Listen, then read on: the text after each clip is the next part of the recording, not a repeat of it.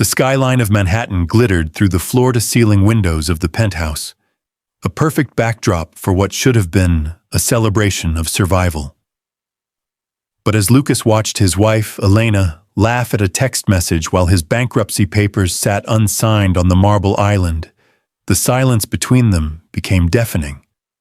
It wasn't the failure of his company that broke him in that moment. It was the realization that her eyes no longer held sympathy, but calculation. If you want to witness the quiet devastation of a man losing everything, and the cold, terrifying resolve required to build it all back, stay with me. The silence in the apartment was heavier than the rain battering the floor-to-ceiling windows of their Tribeca penthouse. It was a sterile, expensive silence, the kind that absorbed sound and returned nothing but coldness. Lucas sat at the kitchen island, the cool marble seeping through the sleeves of his dress shirt. In front of him lay a thin stack of documents, the staples gleaming under the recessed lighting. Chapter 11. Liquidation. The words were bureaucratic, clinical, yet they felt like an autopsy report for the last 5 years of his life. He hadn't turned on the lights in the living room. The only illumination came from the hallway, where the rhythmic sound of a suitcase zipper cut through the quiet like a serrated knife. Zip. Pause. Zip. Lucas didn't turn his head. He stared into the amber liquid in his glass, watching the ice melt, distorting the reflection of a man who looked 10 years older than 32. Are you going to just sit there in the dark? Elena's voice floated from the bedroom. It wasn't angry. It was tired. It was the tone one used for a child who had scraped their knee after being told not to run. Lucas took a slow sip of the whiskey. It burned, grounding him. There's nothing left to say, is there, Elle? Elena stepped into the dim light of the kitchen. She was wearing the cream cashmere coat he had bought her after his Series A funding round closed, a lifetime ago. Her hair was pulled back in a severe, flawless bun. She looked immaculate, like a statue that couldn't be bruised by something as messy as a husband's bankruptcy. She didn't look at the papers on the counter. She looked at her phone. The screen lit up her face, revealing a flash of impatience before she quickly locked it. I'm not doing this to hurt you, Lucas, she said, pulling on her leather gloves. The sound of the leather stretching was agonizingly precise. But we have to be realistic. The condo is leveraged. The accounts are frozen.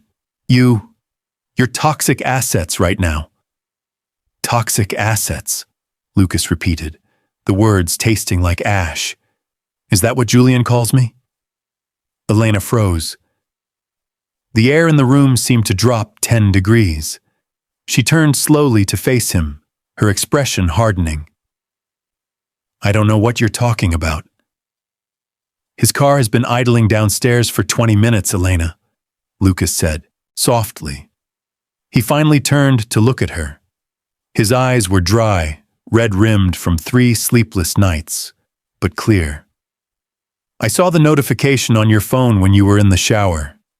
He's sinking, jump ship. I have the suite at the Pierre ready.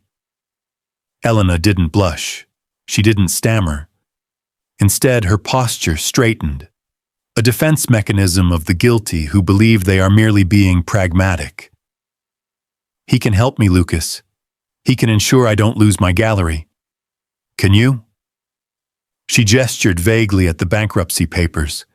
You gambled everything, our security, our reputation, and you lost. I didn't sign up for poverty. I didn't sign up to be the wife of a failure. The cruelty of it was breathtaking. It wasn't done in the heat of passion. It was a calculated business decision. She was cutting her losses. Lucas stood up. He wasn't a tall man, but in that moment, the shadow he cast seemed to swallow the room. He walked over to her. Elena flinched slightly, perhaps expecting him to yell, to grab her, to beg. Instead, Lucas reached past her and opened the heavy front door. The hallway light spilled in, harsh and unforgiving. "Go," he whispered. "Lucas, we need to discuss the—" "Go." Elena hesitated, adjusting her handbag. She looked at him one last time, searching for the man who had once promised her the world, but finding only a stranger standing in the ruins of it. She stepped into the hallway. "You'll understand one day," she said, her voice devoid of warmth. "Love doesn't pay the mortgage." She walked away, the click-clack of her heels echoing down the corridor. Lucas watched until she turned the corner, then gently closed the door. He walked back to the counter, picked up his phone, and looked at the contact labeled Julian Thorne. He didn't call. He didn't text. He simply deleted the number. Then he deleted Elena's. He picked up the glass of whiskey and poured the rest into the sink. The ice cubes clattered against the metal, lonely and loud. It was time to disappear. The morning sun didn't bring warmth. It only brought clarity. It illuminated the dust motes dancing in the empty space of the walk-in closet, where Elena's designer wardrobe used to be. The velvet hangers were gone, leaving only the wire ones, clinking softly together like wind chimes in a graveyard. Lucas stood in the center of the bedroom, holding a black trash bag. He wasn't crying. He was cleaning. He swept the remaining artifacts of their marriage into the bag with methodical precision. A framed photo from their honeymoon in Como. The receipt for a vintage necklace she had forgotten on the nightstand. A half-used bottle of her perfume. The scent of jasmine and ambition still lingering in the nozzle. He didn't break anything. He simply removed them, erasing the evidence that she had ever existed in this space. By noon, the apartment was returned to the sterile state of a model unit. At 2:10 p.m., Lucas sat across from his bankruptcy attorney, a man named Sterling who smelled of peppermint and pity. The office was high above Midtown, offering a view of the city that was rapidly spitting Lucas out. "The creditors are aggressive, Lucas," Sterling said, sliding a pen across the mahogany desk. "They're taking the apartment, the Hamptons house, and the Tesla. We managed to keep your personal 401k, but it's not much." "Take it," Lucas said, his voice raspy from disuse. Sterling blinked, his professional mask slipping. "Excuse me? That's your retirement. Use it to pay off the junior developers' severance packages," Lucas replied, picking up the pen. "I don't want them left with nothing. That's honorable but foolish. You'll be walking out of here with less than $5,000 to your name." "I said take it." Lucas signed the papers. The scratch of the nib on the paper was the sound of his identity dissolving. Lucas Vance, the tech visionary, was officially dead. Leaving the building, he paused by a newsstand. The tabloids were already feasting. A grainy photo on the cover of a gossip rag showed Elena stepping out of Julian Thorne's Aston Martin, her head thrown back in laughter. The headline screamed, "After the crash, tech wife finds safe harbor with venture capital titan." It had been less than 24 hours. Lucas stared at the image. He felt a strange, detached sensation, as if he were looking at a stranger's life. The anger he expected didn't come.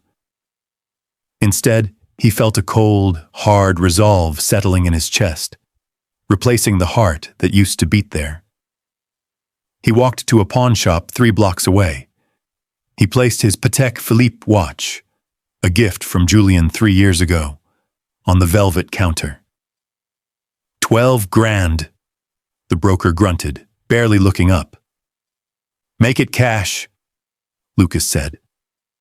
With a roll of $100 bills in his pocket and a single duffel bag over his shoulder, Lucas walked to the Port Authority bus terminal. He avoided the airports. Airports required IDs, paper trails, digital footprints. A bus was for ghosts. He bought a ticket for the first departure heading west. Seattle. It was far enough. Rainier, darker, quieter. As he boarded the bus, he took his smartphone out of his pocket.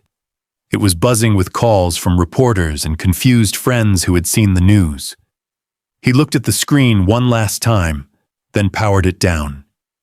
He walked over to a trash can near the platform and dropped the device inside.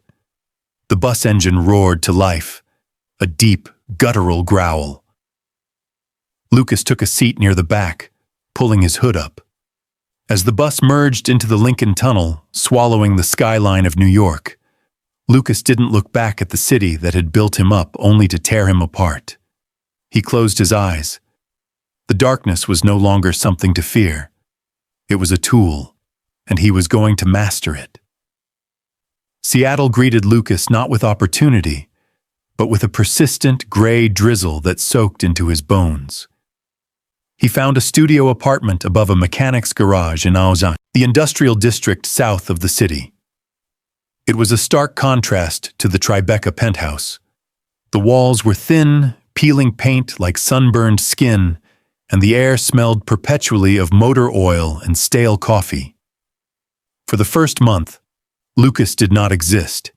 He paid his rent in cash. He ate instant noodles. He spoke to no one. He was a ghost, haunting his own life. The silence he had sought was now absolute, a vast void that threatened to swallow him whole. But in that void, the noise of the world, the investors, the board meetings, the social climbing, faded away. He bought a second-hand laptop from a pawn shop on Pike Street. It was heavy, scarred with scratches, and slow, but it had a keyboard and a connection to the internet. That was all he needed. He sat on the floor, using a cardboard box as a desk. The blue light of the screen illuminated his unshaven face. He wasn't building a company this time. He was building a weapon. He began to code, the keystrokes rhythmic and aggressive, writing a financial algorithm designed to find the cracks in the very systems that had destroyed him. 3,000 miles away, Elena was learning that a golden cage was still a cage. The charity gala at the Guggenheim was the event of the season. Elena wore a vintage Dior gown that cost more than Lucas's former company was currently worth. She stood by Julian's side, a perfect accessory, smiling until her cheeks ached. "Smile less with your eyes, darling," Julian whispered, leaning in close as cameras flashed. His hand rested on the small of her back, the pressure just a fraction too hard. "It looks desperate. We are not desperate. We are benevolent." Elena's smile faltered for a microsecond. "I'm just happy to support the cause, Julian." "You're happy because I tell you to be happy," he murmured, his tone light, almost joking, but the coldness in his eyes was absolute. He steered her toward a group of banking executives. "Now go charm the senator, and don't mention your little gallery. Tonight is about serious business." Elena walked away, clutching her champagne flute. She felt a sudden, sharp pang of nausea. She looked around the room, the diamonds, the tuxedos, the forced laughter. It was everything she had told Lucas she wanted: security, status, power. So why did she feel like she was suffocating? She retreated to the ladies' room, locking herself in a stall. She pulled out her phone and, against her better judgment, typed Lucas Vance into the search bar. Nothing. No updates. No LinkedIn activity. No new address. It was as if he had evaporated. A strange panic seized her. Not love. She had convinced herself that love was a liability, but a fear of the unknown. Lucas had always been predictable, safe, manageable. His disappearance was a variable she hadn't accounted for. "Mrs. Thorne?" A voice called from outside the stall. "The photographers are asking for you." Elena took a deep breath, composed her face in the mirror, and reapplied her lipstick. The mask was back in place. Back in Seattle, the rain intensified, drumming against the single pane of glass in Lucas's room. He stopped typing. His fingers hovered over the keys. He looked at the bank balance on the screen. $3,400. It wouldn't last another 2 months.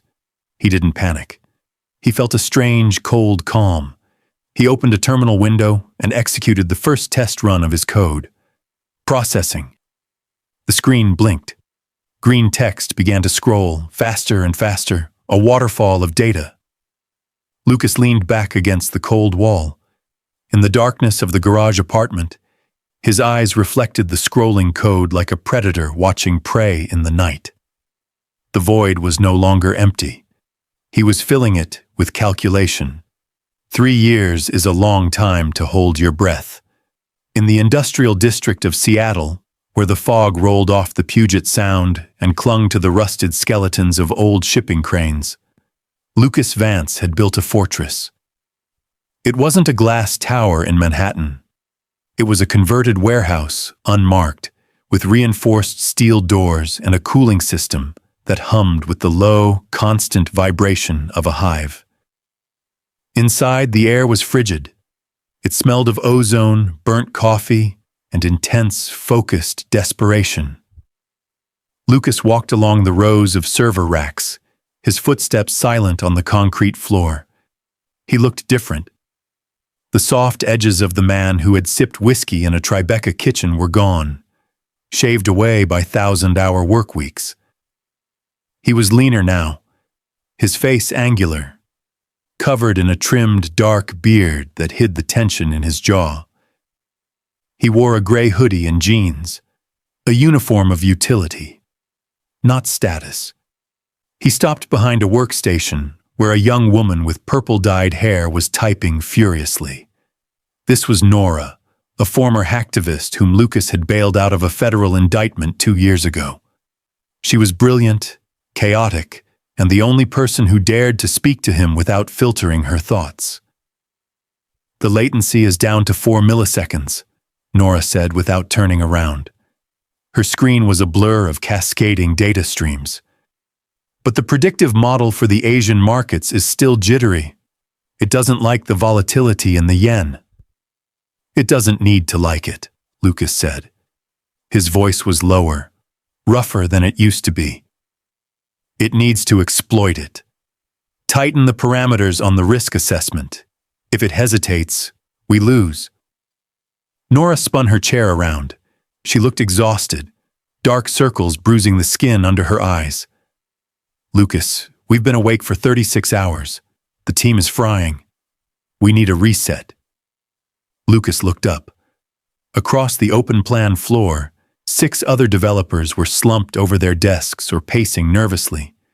They were the outcasts, the disgraced, the overlooked geniuses he had handpicked from the gutters of the tech world.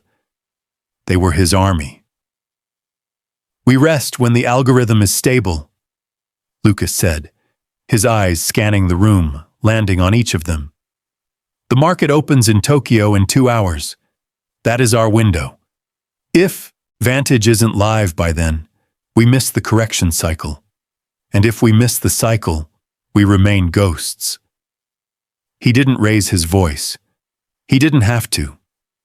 There was a gravity to him now, a density of purpose that pulled everyone into his orbit.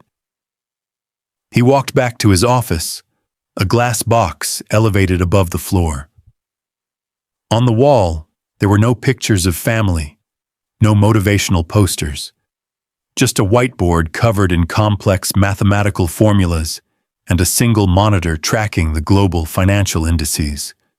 He sat down and pulled up the interface of Vantage. It wasn't just an app, it was a predator. It was designed to analyze micro-movements in global sentiment, supply chains, and political instability, to predict market shifts before they happened. It was the tool that would make the traditional venture capitalists, men like Julian Thorne, obsolete. Lucas typed in his authentication key. The screen pulsed blue. He remembered the night he left New York, The feeling of being small, discarded. He touched the scar on his hand where he had cut himself fixing a server rack 6 months ago. Pain was a good teacher. It taught focus. "Sir?" Nora's voice came over the intercom, sharp and alert. "We have a green light on the core. Tokyo is opening." Lucas watched the numbers on his screen. The algorithm engaged. It was silent, invisible, and devastatingly fast. In the first 10 seconds, Vantage executed 4,000 microtrades. The profit counter in the corner of the screen ticked up. $10,000, $50,000, $240,000. It wasn't just money. It was leverage. Lucas leaned back in his chair, the blue light reflecting in his dark eyes. For the first time in 3 years, the knot in his chest loosened slightly. He wasn't just surviving anymore. He was hunting. He reached into his drawer and pulled out a plain black business card. It had no name, just a logo, a stylized V, and a QR code. "Nora," he said into the mic, "prepare the press release, but don't send it to the tech blogs." "Where do you want it sent?" "Send it to Forbes," Lucas said, staring at the rising numbers. "Tell them the ghost has returned." 5 years creates a lot of scar tissue, but it also builds a lot of illusions. On a crisp Tuesday morning in October, the sunlight streamed through the windows of the penthouse on Park Avenue, illuminating the dust-free perfection of Elena Thorne's life. She sat at the long mahogany dining table, picking at a plate of sliced melon. At the other end, Julian was buried behind the Wall Street Journal, his presence marked only by the occasional rustle of paper and the clinking of his silver spoon against a porcelain coffee cup. It was a quiet, suffocating routine. This was the safety Elena had traded for. "The gala committee needs a decision on the centerpieces by noon," Elena said, her voice sounding small in the cavernous room. "Handle it," Julian muttered without lowering the paper. "Just don't exceed the budget like last time. It looks tacky." Elena tightened her grip on her napkin, but said nothing. She turned her attention to the stack of mail the housekeeper had placed on the side table. Invitations, bills, catalogs, and the monthly periodicals. She reached for the latest issue of Forbes. Julian usually made the Midas list, and she liked to see his name in print. It was her validation, the proof that she had bet on the winning horse. She slid the magazine off the top of the stack. The glossy cover caught the morning light. Elena froze. The air left her lungs in a sharp, painful gasp. It wasn't Julian on the cover. The man staring back at her was older, his face etched with the kind of hard lines that only come from walking through fire. His hair was shorter, peppered with gray at the temples. He wasn't wearing a suit. He wore a black turtleneck that emphasized the sharp angle of his jaw. But it was the eyes, dark, unyielding, and utterly devoid of the warmth she remembered. That stopped her heart. The headline was bold, printed in aggressive white block letters against the dark background. "The Return of the King. How Lucas Vance Rose from the Ashes to Build a $10 billion fintech empire." Elena's hand began to tremble, a violent, uncontrollable shake. "No," she whispered. The word scraped her throat. She read the subheader. "Vantage Systems, the algorithm that is eating Wall Street." A scream built up in her chest, a mix of horror, regret, and disbelief, clawing its way out. She tried to suppress it, but her hand spasmed. The coffee cup she had been holding near the magazine slipped. Crash. The sound of fine bone china shattering against the hardwood floor was like a gunshot. Hot coffee splattered across her silk robe and onto the magazine cover, staining the image of Lucas's face. "Elena!" Julian snapped, finally lowering his newspaper. He looked at the broken cup, then at her pale, terrified face. "For God's sake, what is wrong with you?" Elena couldn't speak. She could only point a shaking finger at the wet, coffee-stained magazine on the table. Julian frowned, annoyed by the disruption. He reached over and snatched the magazine up, wiping the liquid off with his napkin. He looked at the cover. The silence that followed was different from the earlier quiet. This was the silence of a predator realizing another predator had entered the territory. Julian's eyes narrowed. His jaw clenched tight. He didn't scream. Men like Julian didn't scream. They plotted, but Elena saw the vein in his temple pulse. "He's back," Julian said, his voice dangerously low. He was supposed to be gone," Elena stammered, tears finally spilling over. "You said he was finished. You said he was nothing." "He was," Julian hissed, tossing the magazine back onto the table as if it were contaminated. "He was dead." Elena looked down at the cover again. Lucas looked powerful. He looked dangerous. And worst of all, he looked like a man who didn't need anyone, especially not her. The realization hit her with the force of a physical blow. She hadn't just left a husband, she had walked away from a destiny. "He's coming for us," Elena whispered, her voice trembling. Julian stood up, buttoning his jacket with aggressive movements. "Let him come. This is New York, Elena. I own this city." But as Julian walked out of the room, leaving her alone with the shattered china and the face of her ex-husband, Elena realized for the first time that Julian looked old, and fear, cold and sharp, settled into the pit of her stomach. The flashbulbs on the steps of the Metropolitan Museum of Art were blinding, a chaotic stroboscope of white light that turned the night into a disjointed series of frozen images. Elena adjusted the strap of her emerald gown, her palms sweating inside her silk gloves.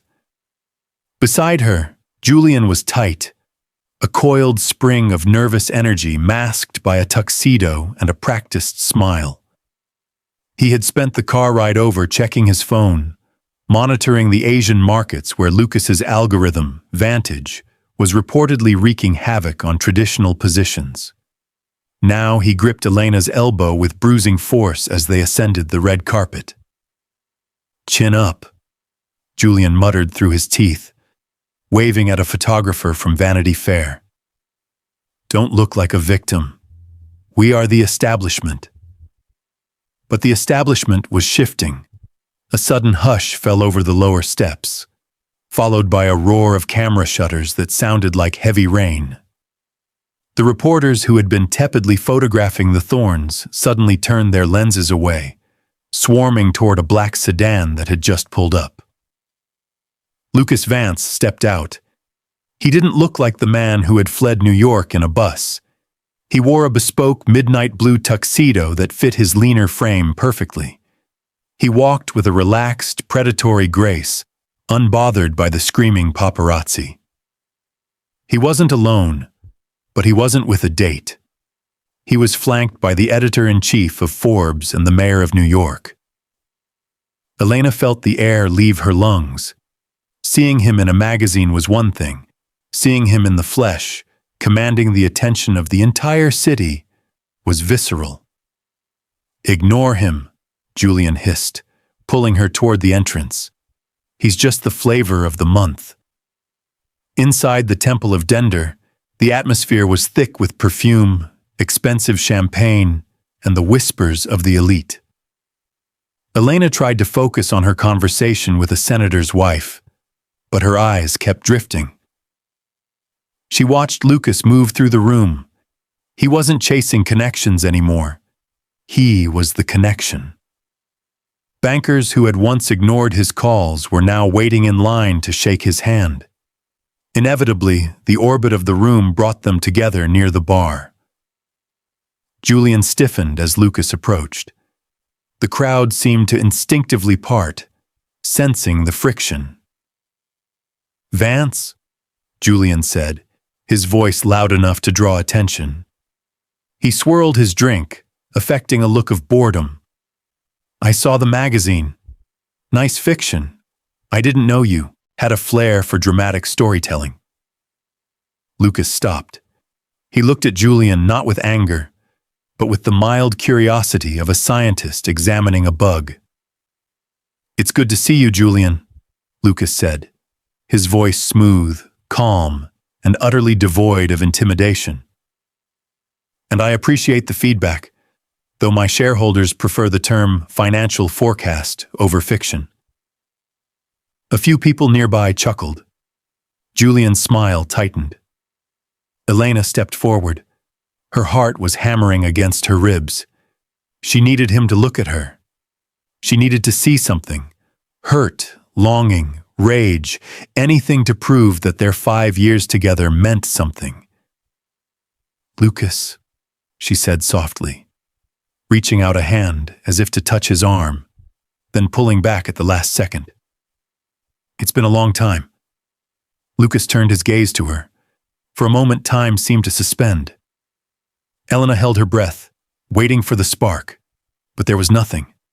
No spark, no shadow, just a polite, glassy surface.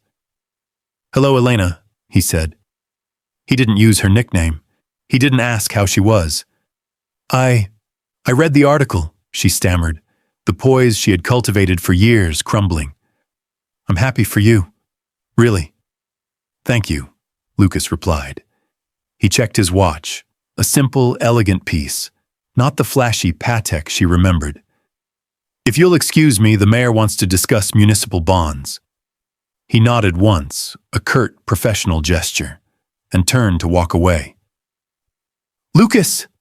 Elena called out, a little too loudly. Desperation leaked into her voice. Is that it? You just walk away? Lucas paused. He turned back slowly, and for a split second the mask slipped just enough to reveal the steel beneath. I walked away 5 years ago, Mrs. Thorne, he said quietly.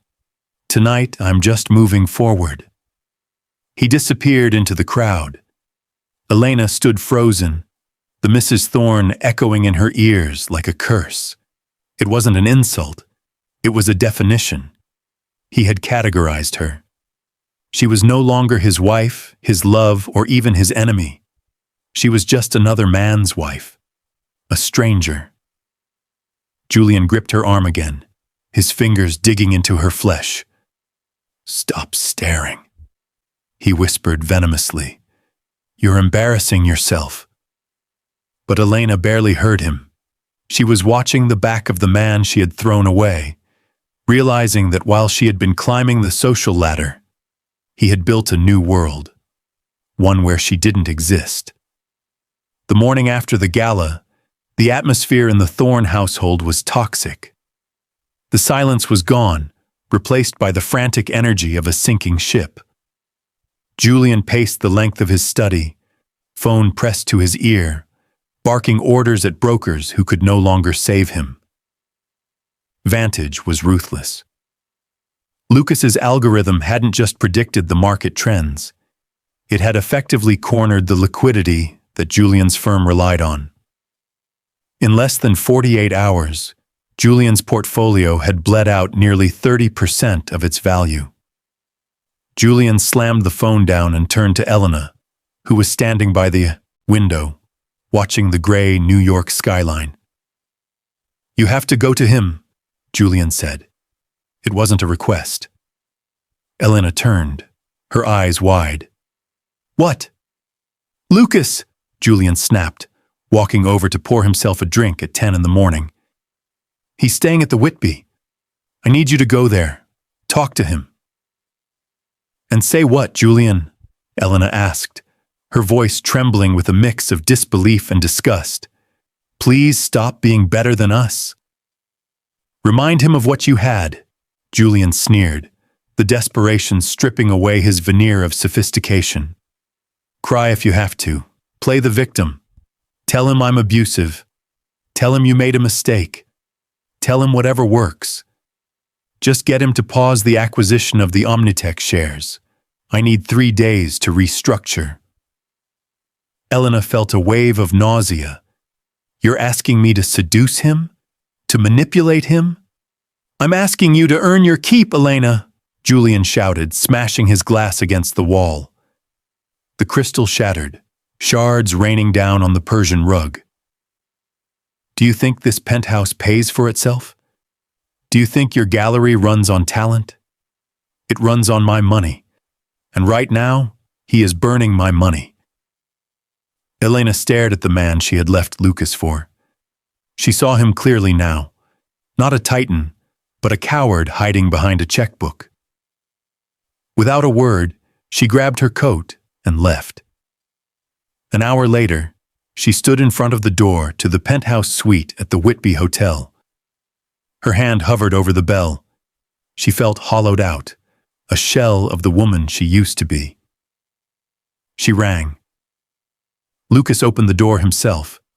He was dressed casually in a dark sweater, holding a tablet. He didn't look surprised to see her. Julian sent you, he stated flatly. Elena lowered her eyes. Can I come in?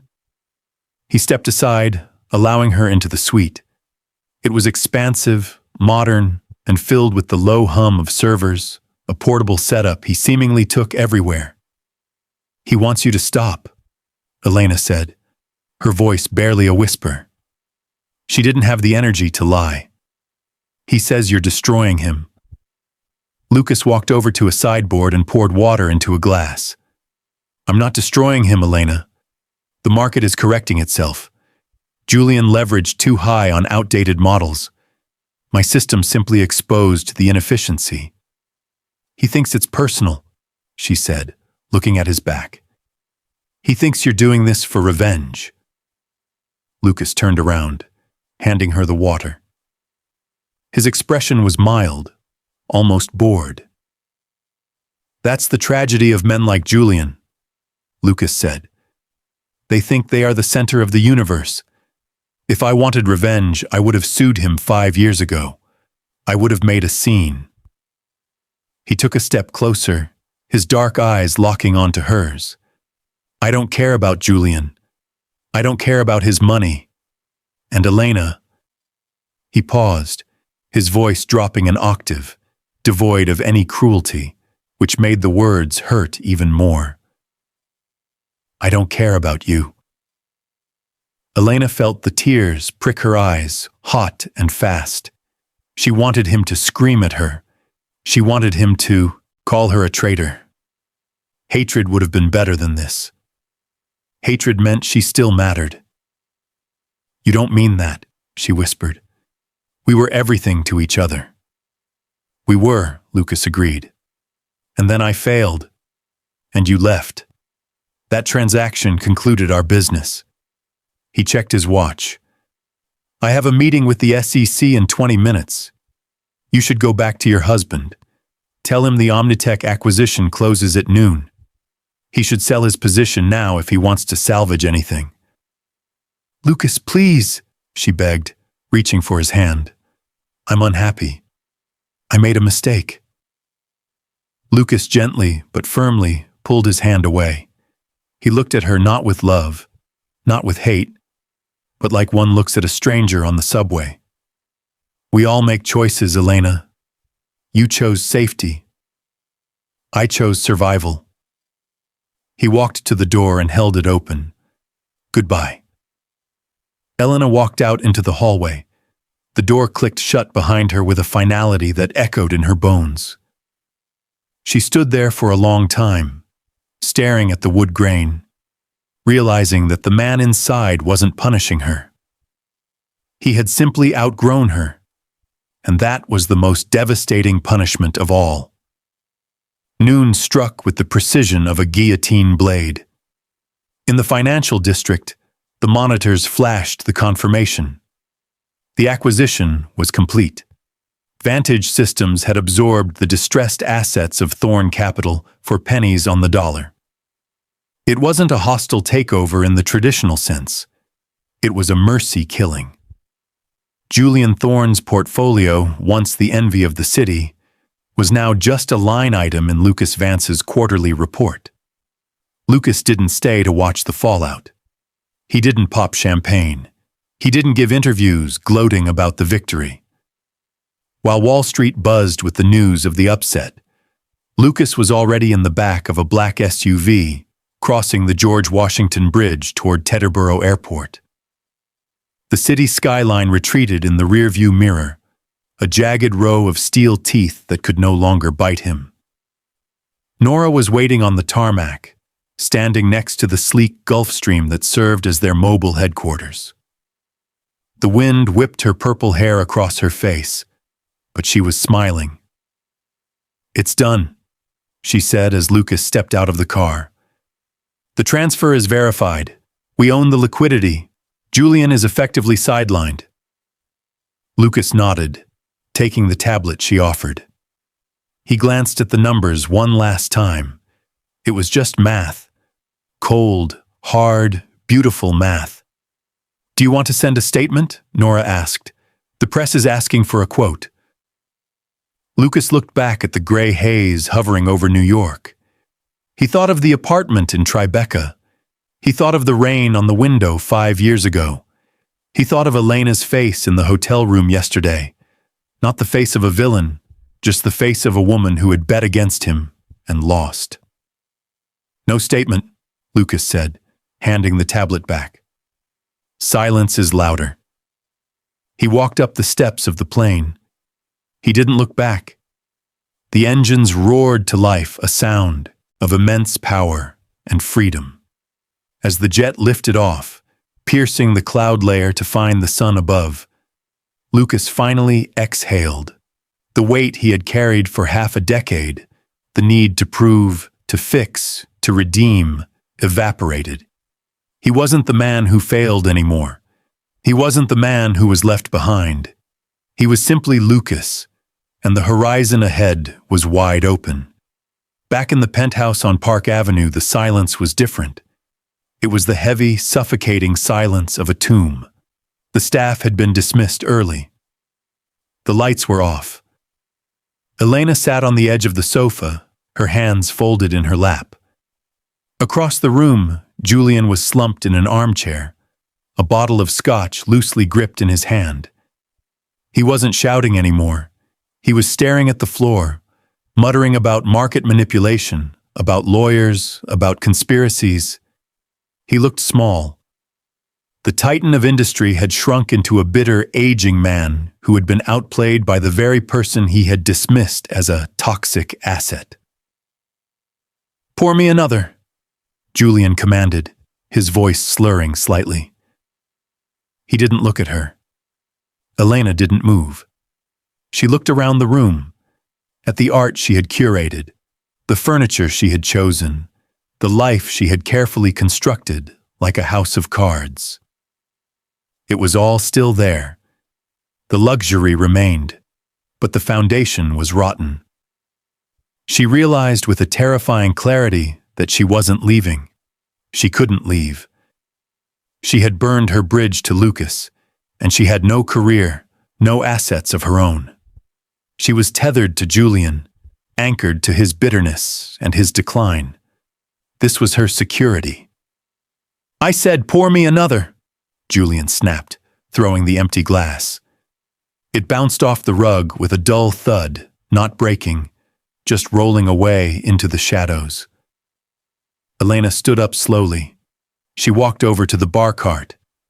Her reflection caught in the mirror above the bottles, pale, beautiful, and utterly trapped. She remembered Lucas's eyes in the hotel room, the indifference. That was the true revenge. He hadn't destroyed her. He had simply forgotten her. He was flying toward a future she couldn't even imagine, while she was left here, pouring scotch for a ghost in a museum of regrets. She picked up the bottle. The amber liquid swirled, mesmerizing and sickening. Outside, a plane cut across the sky, a silver streak heading west, disappearing into the clouds. Elena watched it go until it was nothing but a speck, then vanished entirely. She turned back to her husband. "Here," she whispered, handing him the glass. The room grew dark as the sun set, and the screaming inside her head finally began, silent and unending.